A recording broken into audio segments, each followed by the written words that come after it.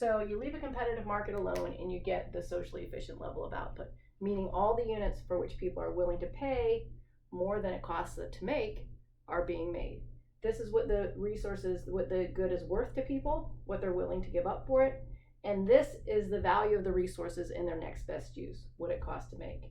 If resources are worth more here than they're worth in their next best use, they ought to be allocated here. That's why we call it socially efficient or allocatively efficient, in the sense that resources are allocated to their most highly valued use. As long as they're worth more here than they're worth in their next best use, they're made. And the competitive market gets us there.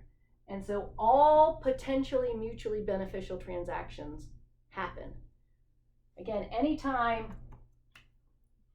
price is bigger, let's say that's $30, you're willing to pay $30 for Q1, and it only cost $9 to produce, right?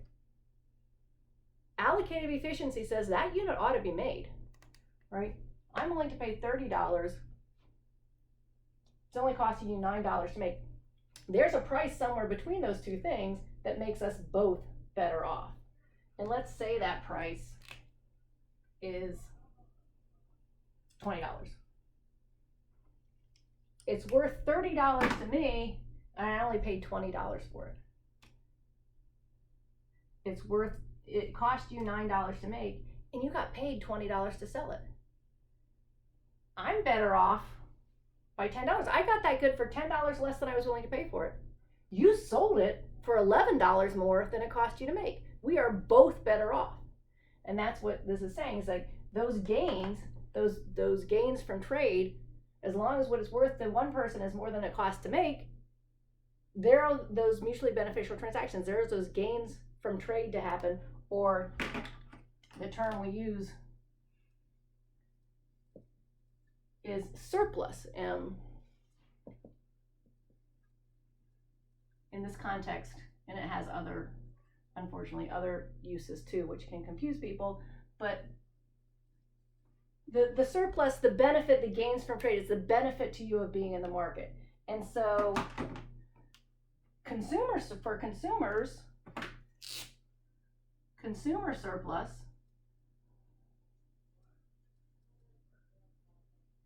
is this. It's the difference between what you're willing to pay and what you have to pay. So consumer surplus is the difference between what your willingness to pay and what you have to pay. So my consumer surplus, my marginal consumer surplus on that unit, you can see, is $10. I was willing to pay $30. I only had to pay $20. I got a surplus of $10. And it was even higher for those first units because the willingness to pay was higher. But for every unit, as long as it's worth more to me than I have to pay, I'm getting surplus. So that whole shaded area there, that's my consumer surplus. The difference between what I'm willing to pay, shown by the height of the demand curve, and what I have to pay, shown by the price, that's the benefit to me of being in the market. By definition, the bigger that surplus is, the happier I am. So in this competitive market, consumers are getting surplus, but on the other side of the market, producers are getting surplus also. Producer surplus is the difference between what they get paid for selling an additional unit minus what it costs them to make. And so in this case, you can see they got paid $20. It only cost them $9 to make. They had a surplus of $11. All the units that have a price greater than the cost of production, the marginal cost of making them, generate a surplus. And so all those units, so that shaded area is my producer surplus. So as long as what people are willing to pay is more than what it costs to make, there is surplus to be gained. That's why I say when there's gains from trade to be realized. When I say there's potentially mutually beneficial transactions, using our econ lingo, that's saying there's surplus to be realized. Think about surplus as gains from trade. Because you can see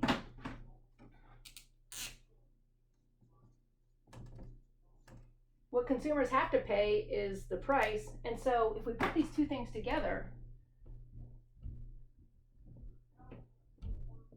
total surplus in the market is consumer surplus plus producer surplus. So what consumers are willing to pay minus what they have to pay, the price, plus producer surplus, which is the difference between the price and the marginal cost. You can see negative price plus price. Total surplus in the market is the difference between what consumers are willing to pay and what it costs to make. As long as it's worth more than it costs people to make, there are gains to be made. Social efficiency says those things ought to be made.